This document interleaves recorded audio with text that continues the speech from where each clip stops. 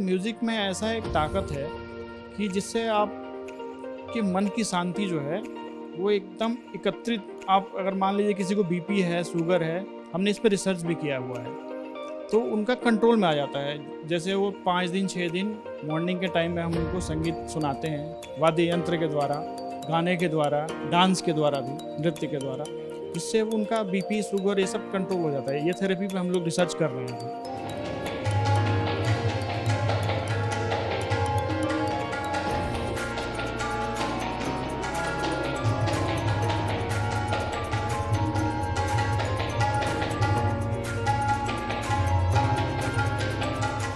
तो लगातार आपको जिस तरीके से हम वाद्य यंत्र और नृत्य के माध्यम से जो उनकी कला है और उसके साथ में योगा भवन लगातार जो काम कर रहा है उसी पे चर्चा करने के लिए हमारे साथ आनंद जी जुड़ चुके हैं। आनंद जी, योग भवन क्या सोचा और इसके बाद इसको आपने किस तरीके से आगे बढ़ाया? ये जो हमारा योग भवन है, इसमें हमने म्यूज़िक के प्रमोशन के लिए, म्यूज़िक को आगे बढ़ाने के लिए सोचा। तब हमने फिर भास्कर सर के साथ मिलके इस गुरुकुल का हमने एक निर्माण किया है, गुरुकुल द म्यूजिकोलॉजी फाउंडेशन, जिसमें कि गायन, वादन तथा नृत्य को हम आगे बढ़ा सकें। यहाँ पे क्या होता है कि फ़ीस देके तो बहुत बच्चे सीख लेते हैं, बहुत सारे बच्चे होते हैं जो फ़ीस देके नहीं सीख पाते हैं। तो हम लोगों का एक ट्रस्ट भी है, एनजीओ भी है, जिसमें हम लोग गरीब बच्चों को, वृद्धाश्रम में हम लोग जाते हैं जहाँ पे संगीत नहीं पहुँच पाता है।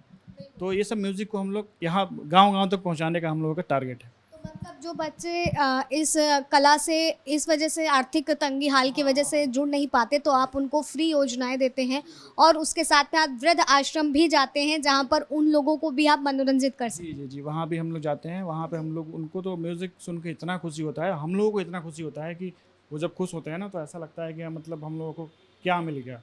मतलब ऐसा लगता है कि हम कहाँ हैं, एकदम सही काम कर रहे हैं। बहुत खुशी होता है, सुखमय हो जाता है। जी।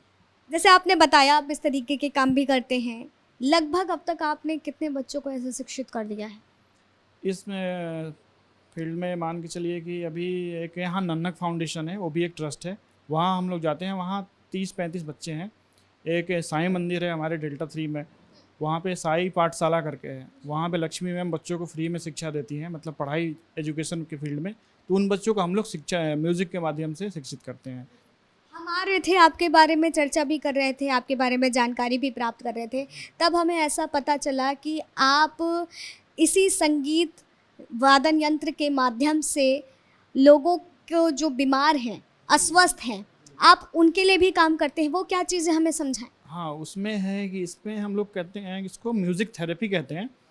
तो म्यूज़िक में ऐसा एक ताकत है कि जिससे आपके मन की शांति जो है वो एकदम एकत्रित, आप अगर मान लीजिए किसी को बीपी है, शुगर है, हमने इस पे रिसर्च भी किया हुआ है, तो उनका कंट्रोल में आ जाता है। जैसे वो 5 दिन 6 दिन मॉर्निंग के टाइम में हम उनको संगीत सुनाते हैं, वाद्य यंत्र के द्वारा, गाने के द्वारा, डांस के द्वारा भी, नृत्य के द्वारा, जिससे वो उनका बीपी, शुगर ये सब कंट्रोल हो जाता है। ये थेरेपी पे हम लोग रिसर्च कर रहे हैं अभी। जी, जी। लगभग अब तक आप कहाँ तक, कितने लोगों तक ये मुहिम को पहुँचा चुके हैं? ये लगभग ग्रेटर नोएडा में तो चल ही रहा है, आस-पास। हाँ, हाँ, सोसाइटी में भी चल रहा है, कुछ गाँव में भी जाते हैं हम लोग, बच्चों पे भी हम लोग कर रहे हैं।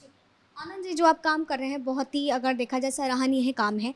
आपसे हम ये भी जानना चाहेंगे, जैसे अभी हम उनसे भी बात करते हैं, भास्कर जी से भी बात कर रहे थे, तो जीवन में जो संगीत है बहुत ही ज़्यादा ज़रूरी है, जीवन का सार है, अंत तक का ये हमारे साथ जुड़ा रहता है।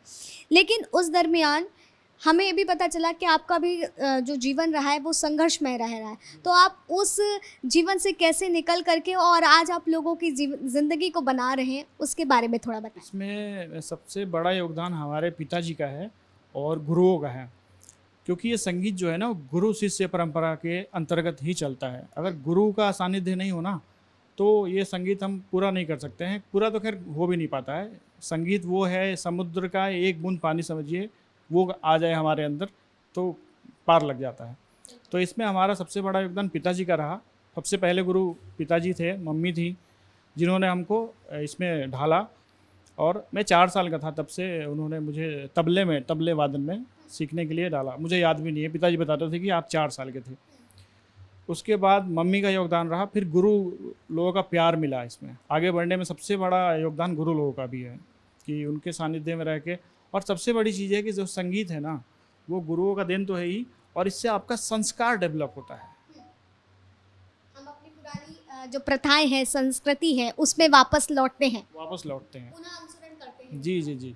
और ये वादन है, गायन है, ये मन की शांति देता है, बजाने वालों को भी, मतलब हम लोग को तो देता ही है, लेकिन श्रोताओं को भी बहुत ज़्यादा इसमें सुख सुख मिलता है, शांति आनंद जी, मिलती है। आखिरी सवाल हम आपसे लेंगे, आगे का क्या विजन है इस योगा भवन का?